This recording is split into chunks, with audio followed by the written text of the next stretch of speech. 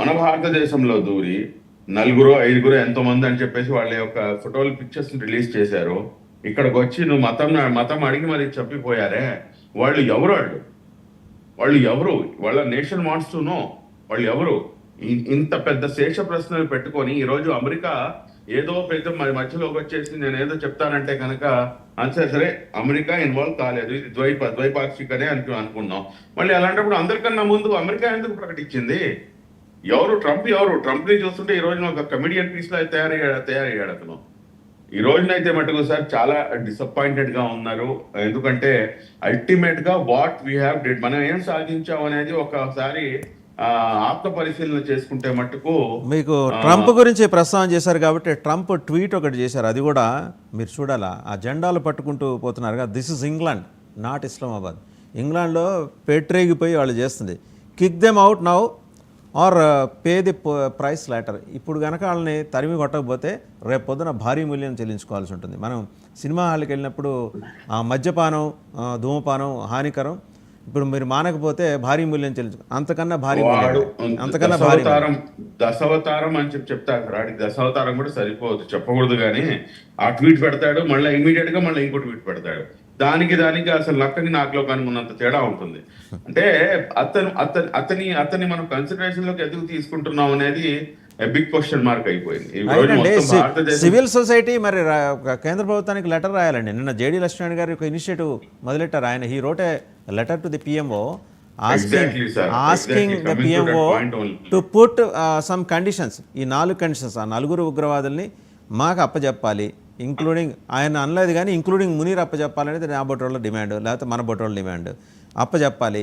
ఎప్పుడో చచ్చిపోయిన 2 నేషన్ థియరీని మళ్ళీ దానికి ప్రాణం పోసి దాన్ని సజీవంగా మన ముందు పెడుతున్నాడు అతను. అతన్ని కూడా ఇక్కడ తీసుకొచ్చి ఆ డెత్ సెంటెన్స్ ఏదో ఇక్కడే చేయాలి. ఇది పౌర సమాజం వినిపిస్తున్న డిమాండ్. సో ఆయన ఒక ఉద్యమం మొదలెట్టారు లక్ష్మణ్ గారు. ఆ ఉద్యమానికి మనం సంఘీభావం కనుక తెలియజేస్తూ ప్రధానమంత్రికి మనం మెయిల్ పెట్టడమో, ట్వీట్ చేయడమో, లేకపోతే సోషల్ మీడియాలో ఒక స్లోగన్ తీసుకొని ముందుకెళ్ళటమో చేయాల్సిన అవసరం అయితే ఉంది. లేదు వాసుదేవన్ గారు, మేము ఆల్రెడీ నిన్న రాత్రి కూర్చుని దీనిపై చాలాసేపు మాట్లాడిన తర్వాత ఇప్పుడు మీరు ముందే దాని గురించి లక్ష్మీనారాయణ గారి గురించి మాట్లాడుతున్నారు కాబట్టి మేము రేపు శుక్రవారం నమాజ్ అనంతరం ఈ డిమాండ్లని లేకపోతే కనీసం ఎక్సలెంట్ అండి. మీరు ఆ ప్రయత్నం చేస్తున్నారు శుభ్లి గారు, ఓపెన్ గా అభినందిస్తున్నాం, ఇంక్లూడింగ్ ప్యానలిస్ట్ అందరూ కూడా. అంశంలో ఎవడు ఈ నలుగురు ఎవరు? కనీసం వాళ్ళు ఆ ఉగ్రవాదులు అజర్ మసూద్, దావుద్ ఇబ్రాహిం, సరే okay what ever it may be, కానీ ఈ దుర్మార్గులు ఇంత దుర్మార్గం చేసే ప్రయత్నం చేశాడు, హిందువా ముస్లిమా సిప్ ఓపెన్ చేసి కల్మా చదువు, ఇటువంటి మాటల వల్ల మేము మాటలు పట్టామండి. నా కొడుకులు ఎవరనేది తెలియాలి, సమాజానికి తెలియాలి, ఖచ్చితంగా తెలియాలి. కాబట్టి మేమేంటంటే ఒక ఉద్యమాన్ని మొదలుపెట్టి మన ఫ్రైడే నమాజ్, ఎస్పెషల్లీ ఫ్రైడే నమాజ్ అనంతరము ఆ సిగ్నేచర్ క్యాంపెయిన్ అనేది చేయించి మనం కేంద్ర ప్రభుత్వానికి పంపించాలని చెప్పే ఆలోచనలో మేము ఉన్నామండి. రైట్ అండి, మళ్ళీ మీ దగ్గరకు వస్తాను. లక్ష్మీనారాయణ గారితో కలిసి మన ఉద్యమాన్ని ముందుకు తీసుకెళ్ళడానికి కూడా మనకి ఎటువంటి అబ్జెక్షన్. రైట్, ఒకసారి మళ్ళీ మీ దగ్గరకు వస్తాను. చందు సాంబశివరావు గారి దగ్గరికి వెళ్ళే ముందర Pakistan army has admitted that they were actually behind the Pulwama terror attack. దానికి సంబంధించిన బయట చూద్దామండి సాంబశివరావు గారు ఏం మాట్లాడారు ఆయన officer. If Pakistan's air space, Pakistan's land, Pakistan's ADIZ in territorial waters, there is no compromise. There is no compromise. Pakistan's people, when they are threatened, their loss of life, loss of material,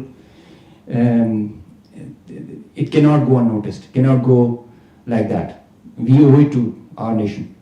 And the pride and the trust the Pakistani nation has on our armed forces